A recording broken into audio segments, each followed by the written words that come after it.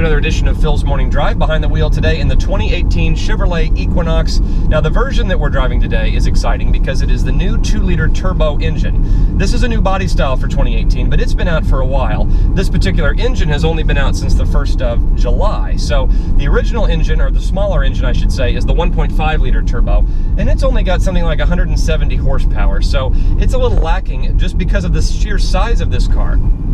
Now, including an all-new look for 2018, the car's also been on a diet. They've taken a lot of the weight out of the car, so that's really helping with fuel economy. Also by switching to these turbo 4-cylinder engines. And for the first time ever, you can choose a diesel engine in this, which gets up to 40 miles per gallon on the highway. Now, to me, I would prefer to kind of split the difference by having an adequate amount of power while still getting pretty good gas mileage. And so, if you don't get a diesel, the gasoline engines, both of them are turbo 4-cylinders. But this being the 2-liter, it has over 200 horsepower. It's something like 250, and so it gives you a lot more of a peppy feel. This is not necessarily a small car. I know there's been arguments lately about people saying what's a compact SUV, what's not, what's considered to be a mid-sized, and then you go into luxury, and it gets really confusing because they've really just continued across the entire market to put these SUVs into these little niche places. That's something I talked about in my Nissan Rogue Sport video. In this case, you're looking at, I would consider this to be somewhat of a mid-sized SUV because you really have a pretty decent amount of room in the back, as well as a pretty decent amount of cargo space. And so to pull that off and to be able to seat 4 adults comfortably while also having the extra space, you really have to have a bigger engine than a 1.5-liter turbo 4, let's be honest. Something else I can tell you, having driven the old body style Equinox and the Equinox body style before that, I've driven like the 05, the 08, somewhere in that range, but also like a 2011 or 2012 body style. This is by far the best one I've driven, and this car's been out for a very long time. And so after reading a lot of things on the internet before I got a chance to drive this, a lot of folks said, you know, that Chevrolet has finally got it right. With so many cars to pick from in this price range, it really is difficult to make a decision about which car that you would like to purchase. Really, that $30,000 to $40,000 price range seems to be where pretty much everything lands. It just depends on whether the car is fully loaded or whether it's at its base price in that range, unless you want something that really has a third row. But something in this size range, with this amount of power and this type of equipment, you're really looking at spending at least $30,000. Now, don't be fooled by the commercials, because a lot of times you'll see a starting price, in this case like $23,000 or $24,000. Well, I would strongly recommend that you not buy that version of this car, because the L and the LS, there's different trims. The L is the lowest, then it goes LS, LT, and Premier. Pretty much everything that you're going to want is at least on the LT, but definitely on the Premier. The L, to me, totally a pointless version. 2-wheel drive, cloth seats that don't look as nice as these, and you're missing out on a ton of features. So $24,000 is really kind of deceptive in my opinion. Part of the reason I think that is because when you start adding things that really everybody this day and age wants, things like you get into the higher end sound system, you want automatic climate controls, you want blind spot monitoring, you want the power lift gate, you want all-wheel drive, you'd like to have a sunroof. Any of those things you're going to be hard pressed to get for less than $30,000. In fact, a Premier with every single option is going to crack the $40,000 mark. So depending on where those options shake out, I think that you're looking at something probably right around the $33,000 to $36,000 is really going to be the sweet spot for an Equinox. So don't get fooled when you go in there and you say, well, where's the one for $24,000? That's not the one that you want. It has the small engine too. Let's talk about pros and cons on this car. On the pro column, I will say these new seats, I really like the way these sit. They really have a nice wraparound feel to them. I'm not a big fan of cloth seats, but these I don't really mind. They have this really unique look to them. These are kind of like black and gray, and they have a contrasting stitching to them, and they have a little bit more of a sophisticated look to them. Some other things on the Pro column, the fact that Apple CarPlay is standard on every single one of these, I can't say enough good things about that system. The fact that you can plug in your iPhone or use it via Bluetooth and be able to text and make calls and do all those things without taking one single eyeball off of the road, it's just really, really helpful.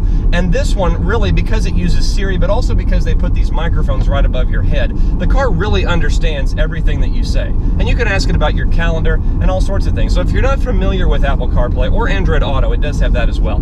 If you're not familiar with that, you should really check it out, and I would highly recommend getting a car that has that. But it's nice that it's offered as standard. You know, BMW is making everyone pay $300 on almost every single model to add it, whereas the folks here at Chevrolet Chevrolet are making it standard on the Equinox, even that one for $24,000. Some other things on that cons list is the fact that the price really starts to go up when you start adding things like leather or the panoramic sunroof and a lot of the things that you'll see in the brochure or just in the ads in general. And a lot of things that you're quite frankly going to want. I mean, leather, heated seats, a heated steering wheel, all of those things are options that people expect, especially as you're starting to get into more of a luxury level of pricing. As you get into that $35,000 to $40,000 price, all of those things are included, and they really should be. But in some ways, that's kind of a complaint for me, and it's on that cons list because I think once you cross that $35,000 mark, there's a lot of other SUVs that you could get that are already in that luxury category, and you really wouldn't have to check any options. Some other things on the cons list, you know, that 1.5 liter turbo 4-cylinder, it just does not have enough power. I would strongly recommend that you opt for the 2 liter turbo if at all possible.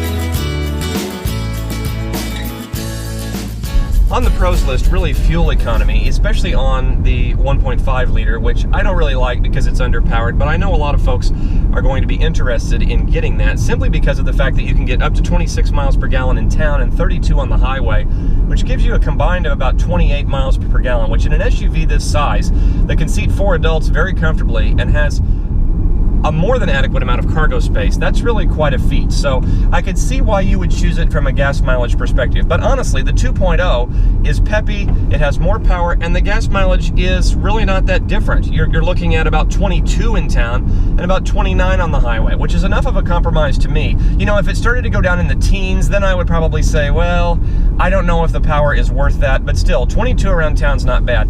I can tell you that 29 on the highway, that we're averaging right now, if I just check here on the dashboard, we're averaging right about 25, which is about what they expect. The best we've had in the last 50 miles is 31.2, which is pretty good. And really, that's the advantage to having a turbo 4-cylinder. The power's there when you want it, but if you want to get better gas mileage and you just have the cruise control on and you're going down the highway, that makes things much easier to handle. So that's really the advantage to having that as opposed to the old V6. I mean, the older Equinoxes, some of those didn't get any better than about 15 to 17 in town. So the fact that now you could go as high as 26, that's a huge difference. A lot of the other cons that I've had from Equinoxes in the past seem to be gone with this new one. These seats are so much more comfortable.